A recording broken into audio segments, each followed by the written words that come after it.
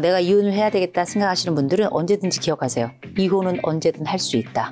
그러나 좋은 이혼은 언제나 할 수 있는 건 아니다. 그럼에도 불구하고 이혼을 해야 되는 부분도 있어요. 어떤 부분이냐면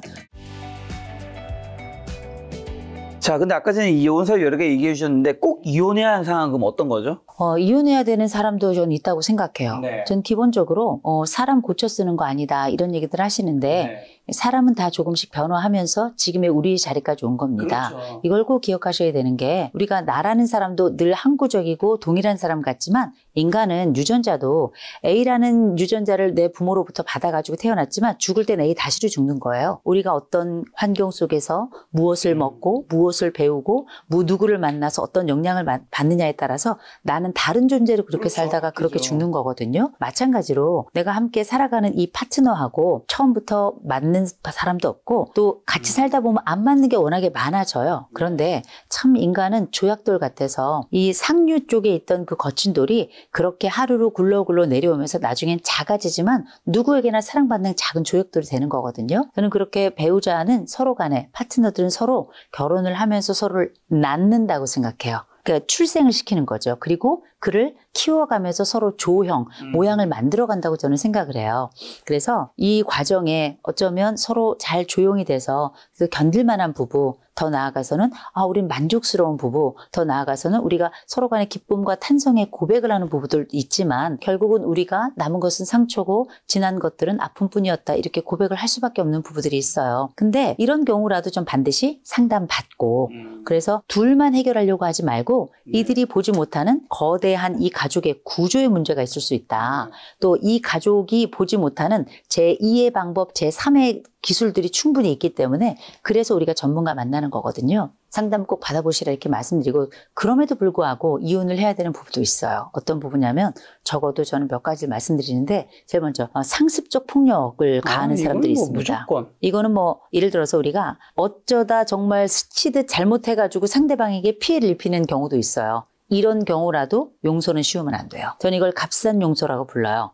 값싼 용서 다음엔 다음번에 반드시 가장 짧은 시간에 유사한 일이 생겨납니다. 또 한 번 용서하죠. 그러면 그 폭력이 발생하는 시간이 점점 짧아지는 거예요. 거기다 속도는 점점 더 가속도가 붙으면서 폭력의 수위도 높아지게 되는 거예요. 이거는 한 번 딱 폭력이 발생하죠. 그게 실수였다 하더라도 반드시 이거는 충분히 고통스럽다는 걸 얘기할 뿐만 아니라 상담 받으셔야 돼요. 이건 상대도 충분히 참회하고 우리가 더 좋은 방법을 찾을 수 있는 기회를 반드시 가지고 나서야 우리가 그때 용서라고 하는 것, 화해라는 게 가능하다라고 말씀드리고 싶고요. 그 한 번도 그런데 상습적이에요. 그러면 이거는 부부가 아니고요. 가해자예요. 그리고 무차별적 가해자인 겁니다. 그런데 많은 가해자들이 뭐라고 얘기했냐면 때려요. 심한 욕설을 해요. 그 다음에 뭐 하냐면 손이 발휘되도록 빌어요. 빌고 또 뭐 하냐면 선물을 제공해요. 그리고 친구들 다 데리고 와가지고 같이 사과하게끔 해요. 이거 다 페이크예요. 다 가짜입니다. 가짜 사과예요. 그래서 이런 데 절대 넘어가시면 안 돼요. 잊지 마실 것. 폭력이 적어도 2-3번 이상 반복됐다? 이 사람하고는 안 살 각오를 하셔야 됩니다. 이건 사랑이 아니에요. 내가 너 없이 나는 못 살아.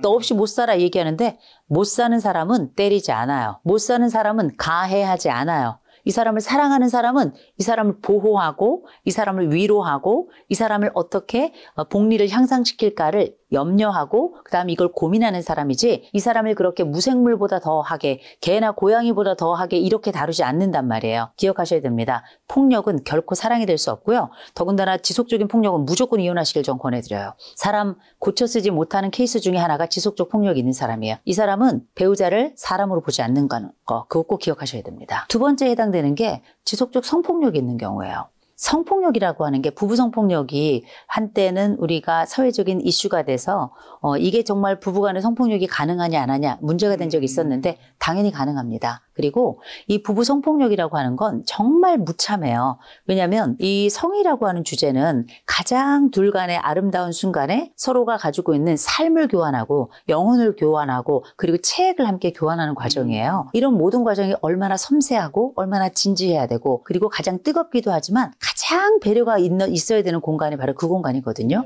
왜냐하면 알몸이기 때문에 상처는 더 받아요. 그리고 모든 수치를 다 담고 있는 순간이기도 하기 때문에 그 수치는 최고조에 달합니다. 어디 그뿐인가요? 이 성폭력이 발생할 때에는 대부분의 경우에는 물리적 폭력도 함께 나타날 경우가 많아요. 그런데다가 이 성폭력이 발생을 할 때에는 예를 들어서 그게 남자가 됐건 여성이 됐건 몸의 상태가 안정적이지 않고 또 통증이 이미 유발된 상태이기 때문에 굉장히 고통스러운 그 성과 관련된 통증들이 옵니다. 그러면 이게 뭐 성교 통증이 됐든지 아니면 실질적인 뭐 압력을 통해 가지고 멍이 든다든지 이런 것들은 다 복합적으로 오는 거거든요. 이게 사랑입니까? 근데 이걸 싫다고 얘기했어요. 그런데도 불구하고 강력하게 해요? 이거는 주먹을 쓰는 것과 다를 바가 없어요. 그게 남자가 됐건 여자가 됐건 요새는 대부분의 이런 피해자들이 성폭력 피해자들이 여성인 경우도 많지만 남성인 경우들도 많이 있습니다. 아내가 일방적으로 남편에게 성행위를 강요하거나 이런 경우들도 꽤 있기 때문에 누가 더 피해를 입었다 덜 피해를 입었다 이렇게 말할 수 없어요. 그러나 이런 지속적인 요구와 이런 지속적인 요청에 의해서도 도무지 달라지지 않고 오히려 더 강압적으로 하고 일방적으로 하기를 반복한다면 저는 이 결혼은 성립할 수 없다. 이렇게 말씀을 드리고 싶고 그리고 이런 부분은 특히 누구에게도 말할 수 없기 때문에 아이들도 모르고 우리 둘만이 알고 있는 공간에서 일어나는 은밀한 폭력이 해당하기 때문에 더 질이 안 좋다. 저는 이렇게 말씀을 드리고 싶어요. 자, 또 그렇게 나이가 들어서 요즘에 아까 말씀하신 조론 같은 거 많이 하는데 중년 부부 좀 어떻게 안 좋게 어떤 특징이 있어서 좀 사이가 멀어지는 건가요? 오만 가지가 있죠. 우리가 보통 결혼한 이유는 한 몇 가지로 이렇게 추려지더라고요. 뭐 그를 사랑해서 그가 능력이 있어서 그녀가 예뻐서 뭐 가족이 좋아서 아니면 옛날부터 꿈이어서 이렇게 뭐 추려지는 분명한 이유가 있지만 이혼 사유는 너무 많아서 얘기를 할 수가 없어요. 그러나 엄밀히 말하면 한 가지 이유입니다. 그 사람하고는 살 수가 없는 거예요. 그런데 하필 우리가 알고 있는 이 조론이라는 단어는 이혼하고는 또 다른 차원이죠. 조론이라고 하는 게 일명 결혼을 졸업했다라고 이렇게 얘기를 하긴 합니다만 뭔가 되게 멋져 보이잖아요. 멋져 보이죠. 단어가. 그러나 하나도 멋지지 않아요. 왜냐하면 이거는 가식적 별거라고 저는 생각을 합니다. 사실상 사이가 좋지 않았고 이 좋지 않은 사이를 우리가 사회적으로 이혼을 하기는 좀 쉽지 않고 또 아이들의 또 뭐 요청도 있고 더 나아가서는 우리가 사실 가진 재산 얼마 안 되는데 그나마 딱 이혼하고 나면 경제적으로 우리가 노후의 빈곤이 우리의 앞에 다가온 것 같고 더 나아가서는 내 스스로가 나중에 이혼을 했을 때 그 뒤의 삶을 내가 약속할 수가 없고 이런 수많은 요소들 때문에 우리가 요새 이런 대안적인 별거 그러나 마치 미화된 형태로 우리에게 나타난 졸혼을 선택하는 분들이 많이 계신데 원래 졸혼이라고 하는 건 의미상으로 보자면 내가 당신과 결혼을 졸업해서 완벽하게 say goodbye 하는 게 아니라 내가 당신이 지금 나와 함께 살아왔던 그 모든 공로와 기여와 그 고마웠던 순간들을 생각해서 나에게 했던 그 헌신, 그 고마움 시간 동안에 당신이 하지 못했던 그것들, 원했던 그것들을 내가 할 수 있도록 당신에게 시공간을 그렇게 함께 주도록 하겠습니다. 당신에게 1년에 인생의 선물과 같은 마치 내가 처음 당신에게 주었던 게 결혼 반지였던 것처럼 그렇게 이제 우리가 나이 들어가면서 당신만의 시공간을 좀 갖도록 하겠습니다라고 하는 일종의 사랑의 공간을 좀 주는 거라고 생각을 해요. 그래서 어때야 되냐면 한시적이어야 돼요.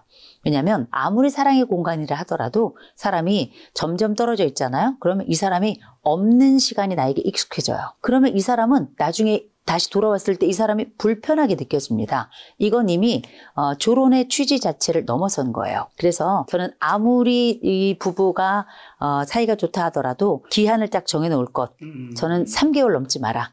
100일 넘지 마라. 이렇게 말씀을 전 드리고요. 100일 넘지 않는 순간에도 안 보는 게 아니에요. 안부 계속 묻고 서로가 일주일에 한 번이나 2주일에 한 번은 무조건 만나서 같이 밥 먹고 그래서 서로가 서로를 기억하고 있다는 걸 명시적으로 꼭 서로에게 보여주는 거 굉장히 중요하다고 생각하거든요. 그런데 대부분의 조론은 어떻게 이루어지냐면 그렇게 우리가 마치 이별이라고 하는 건 나에게 누구도 어떤 예식처럼 치러지지도 않은 상태에서 그냥 이루어지잖아요. 조론도 보통 통보입니다. 나는 지금부터 당신이랑 못 살겠어. 그래서 따로 떨어져 살 거니까 그렇게 알아. 이렇게 상대방의 동의가 잘 이루어지지 않는 경우가 대부분 많고요. 그러니 상대 배우자는 조론을 당한 거죠. 그래서 조론을 할 거면 이 사람이 내가 없는 그 기간 동안에 잘 살 수 있도록 준비를 시키는 것도 되게 중요해요. 어쩌면 우리가 조론 예비 학교라는 게 생길 수도 있을 것 같아요. 그러면 이 준비 기간 동안에 뭘 하냐면 나의 꿈도 생각해보고 이 사람이 없는 시간 동안에 나는 24시간 어떻게 지낼 것인지에 대한 여러 준비를 또 하게 되겠죠. 대신에 이 조론이라는 것 자체가 서로를 기쁨으로 보존해주는 시간이 아니라 대부분은 다 별거거든요. 내가 진짜 징글징글하기 싫고 보기도 싫고 어디 그뿐이야? 그렇다고 이런 심리적 부담은 갖고 싶지 않으니까 그냥 애들한테는 그런 듯이 우린 조론해.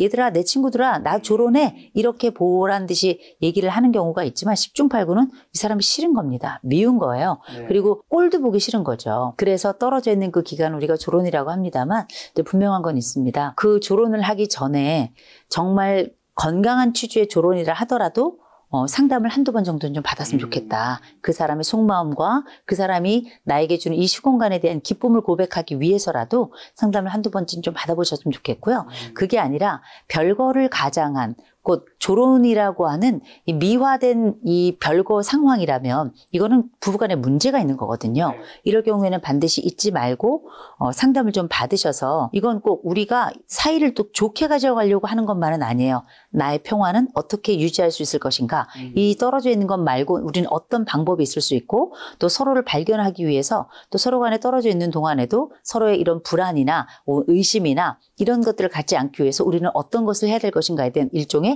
약속 혹은 계약 혹은 조약 이런 것들을 맺어가는 과정이라고 보시면 될 것 같아요. 자, 그러면 그런 어쨌든 조론 같은 것도 어쨌든 부부 관계가 뭔가 안 좋아졌으니까 그런 고민하는 거잖아요. 약간 그래서 포장지 부과하다고 말씀해 주신 거니까 진짜 끝났다는 신호는 어디서 느낄 수 있는 걸까요? 우리 부부 관계가 끝이라니 갔구나 이미. 이제 우리의 관계는 여러 차원에서 끝나죠.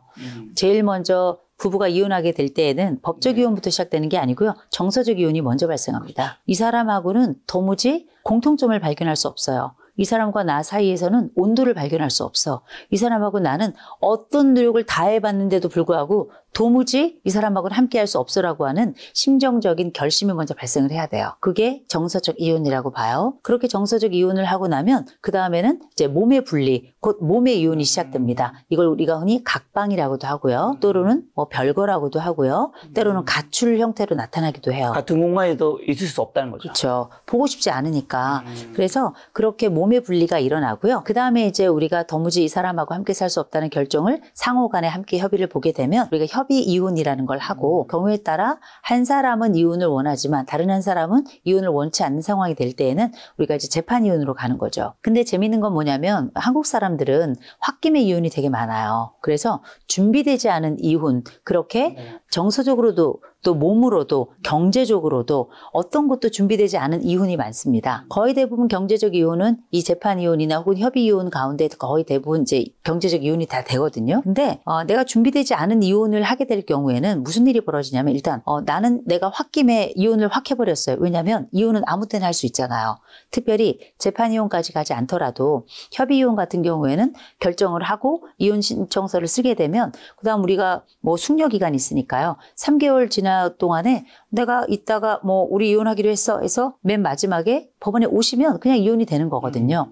아니면 뭐 해외에 나가야 돼 아니면 무슨 일이 있어 그럴 때는 뭐 상담도 받고 하면 속전속결로 빠르게 해결되는 경우도 있거든요. 그러면 우리가 이런 경우는 내가 홧김에 이 사람이 뭐 외도를 해서 아니면 이 사람이 나를 화를 내게 해서 아니면 이 사람이 뭐 돈을 안 벌어와서 여러 5만 가지 이유로 이혼을 할 수 있는데 중요한 건 이혼을 딱 하고 나면 시원할 것 같잖아요. 개운할 것 같잖아요. 이 사람 없는 삶이 가장 행복할 것 같잖아요. 우리는 10년, 20년, 30년 더한 세월 동안 이 사람한테 길들여져 있었어요. 정서적으로도 길들여져 있고요. 밉다고 얘기하는 건 이 사람하고 떨어져 있는 게 아니에요. 가장 더 가까이 붙어 있는 겁니다. 미운 사람에 대해서는 우리가 아유 진짜 이 인간 정말 못 살겠어 보기도 싫어 계속 이 사람을 떠올리는 행위예요. 이를테면 우리가 흰곰을 생각하지 마세요. 흰곰이 생각나죠. 그러면 계속 흰곰이 생각나죠.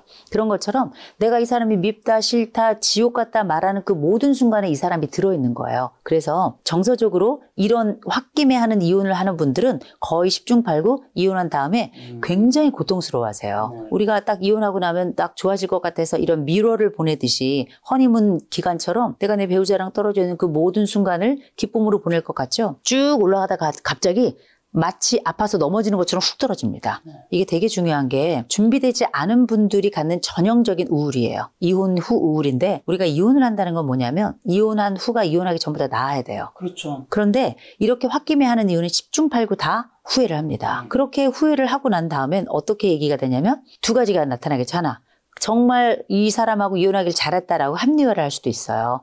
또 하나는 뭐냐면 이런 섣부른 행동을 해버린 나를 계속 질책하면서 우울감에 또 빠져들 수도 있는 거거든요. 그래서 내가 이혼을 해야 되겠다 생각하시는 분들은 언제든지 기억하세요. 이혼은 언제든 할 수 있다. 그러나 좋은 이혼은 언제나 할 수 있는 건 아니다. 그 말씀을 드려요. 그래서 내가 정말 너무나 불가피해. 어쩔 수 없이 내가 이혼을 해야 되겠어. 내가 이런 삶을 산다는 건 내 남은 삶을 위해선 나를 위해서도 그리고 내 아이들을 위해서도 또 나와 함께 살한 그 사람을 위해서라도 이건 적절치 않은 것 같아라고 한다면 뭐 하셔야 되냐면 이혼을 준비하셔야 돼요. 이혼을 준비하기 위한 교육도 받으셔야 되고요. 상담도 좀 받으셨으면 좋겠고요. 그래서 정에 있어서도 내 감정 정리를 하시고요. 경제적으로도 준비를 하시고요. 관계에 있어서도 떨어질 준비를 하셔야 돼요. 우리가 결혼은 둘이 하지만 이혼은 가족이 합니다. 심지어 가문이에요. 양쪽에 뭐 처가, 시가, 사돈의 팔촌뿐만 아니라 우리가 세월 속에 쌓아왔던 그 수많은 관계들이 다 마치 얽히설키 연결되어 있는 망처럼 돼 있단 말이에요. 이게 다 뭐냐면 찢어지는 이 상황이 되기 때문에 이런 것들을 어떻게 잘 마무리하고 심지어 우리는 이혼을 하면서 어린 아이들에게 내가 내 아빠 곧 내 아이의 아빠를 내 아이의 엄마를 못 만나는 그 사유 때로는 이런 교섭을 통해서 면접 교섭을 통해서 띄엄띄엄 만나야 하는 그 이유를 설명할 답도 갖지 않은 채 그렇게 이혼한 분들이 계세요. 또 이혼을 할 때 야 내가 너 왜 이혼하는 줄 아니? 알려줄까? 다 네 아빠 때문이야. 네 엄마 때문이야. 우리는 내가 그 인간 때문에 나는 정말 평생이 지옥이었어. 이렇게 말을 하는 순간 그 유전자를 받은 그 아이들은 생각할 겁니다. 그 지옥과 같은 삶을 만든 내 아버지 유전자가 나에게 있고 그렇게 형편없고 정말 한결같이 우리에게 이 인생의 흠집을 만들어낸 내 어머니 그 유전자가 나에게 있다면 나라는 사람은 어떤 사람인가. 이런 걸 우리가 보통 삼각관계라고 불러요. 이미 부부싸움 할 때부터 아무 상관없는 이 두 사람 사이의 관계에 아이들 끌어들여가지고 야 엄마가 어떻게 얼마나 힘든 줄 알아? 아빠가 얼마나 힘든 줄 알아? 이렇게 끌어들이는 순간 이게 역기능적 가족, 건강하지 못한 가족의 전형을 만들어가는 거거든요. 이건 이혼한 이후에도 가요. 그러면 이 아이들은 제일 먼저는 자기 존재 자체가 무너지겠죠. 두 번째로는 이 아이들이 가지고 있는 생각은 뭐겠어요? 나는 이제 누구와 살아야 되나?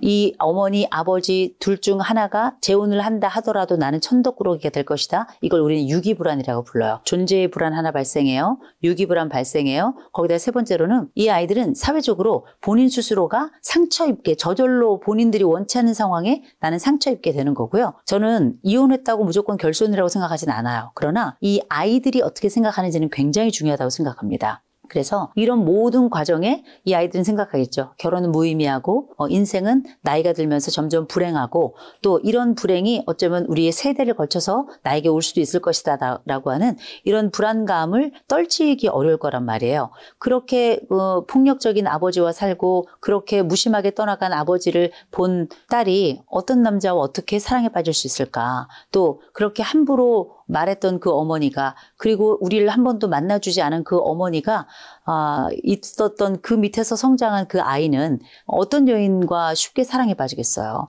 이 세상에 대한 거대한 불신, 관계에 대한 거대한 고통의 출발점부터 이제 경험하게 되는 거거든요. 그러니까 제가 이런 말씀을 드리는 이유는 뭐냐면 이혼이 쉽지 않다. 그래서 잘 준비해야 된다. 그건 나만의 문제가 아니라 우리 모두의 문제이고 그런 과정에 저는 할 수만 있다면 이혼하기 전에도 좀 상담 받으시고요. 이혼한 후에도 상담 받으세요. 요새는 사회 시스템이 너무 잘 돼 있습니다. 가족센터 가셔도 되고요. 정신건강복지센터 가셔도 되고요. 그다음에 전국민 마음투자사업 이런 것들도 다 무료 상담 굉장히 많아요. 시군 구마다 다 있고요. 복지관마다 다 있습니다. 가셔서 내가 가지고 있는 이 아픔과 상처를 그냥 두지 마시고 꼭 준비하시고 치유받으시고 그다음에 회복 다음에 새롭게 일어서는 과정까지 쭉 함께 가셨으면 좋겠어요. 왜냐하면 우리는 살려고 이혼하는 거거든요. 나아지려고 이혼하는 거거든요. 그 목적도 그리고 그 방향을 잊어서는 안 될 겁니다. 어떻게 보면 위기 부부가 꼭 이혼이 답이 아닐 수도 있고 어떻게 보면 교수님은 이혼을 쉽게는 권하지 않는 거네요. 그러니까 언제든지 나중에 할 수 있는 거니까. 그렇죠. 그러니까 이게 전 굉장히 중요한 거라고 생각해요. 이혼은 가장 어렵지만 가장 쉽습니다. 법원에 가서 우리가 도장만 찍으면 되는 거예요. 그래 나중에 구청에 신고만 하면 되는 거거든요. 아무것도 아니에요. 우리가 결혼보다 이혼이 훨씬 쉽습니다. 결혼은 얼마나 어려워요. 허락받는 것부터 뭐 고백하는 것부터 시작해서 얼마나 많아요. 뭐 예식장 뭐 이혼은 프로포즈 안 해도 되니까. 그렇죠. 이혼은 근데 얘기는 해야죠. 그러나 분명한 건 우리가 알고 있는 이 이혼의 모든 과정에는 이 찢김이라고 하는 거대한 단어가 있고 상실이라고 하는 엄청난 단어가 있고요. 분리라고 하는 말할 수 없는 아픔이 있고요. 거기에는 그 모든 과정을 지켜보는 아이들이 있는데 그 아이들이 어린아이들이건 성인이 된 아이들이건 이런 파쇄에 대한 고통은 다들 겪어야 되는 절대값이다라고 말씀드리고 싶습니다.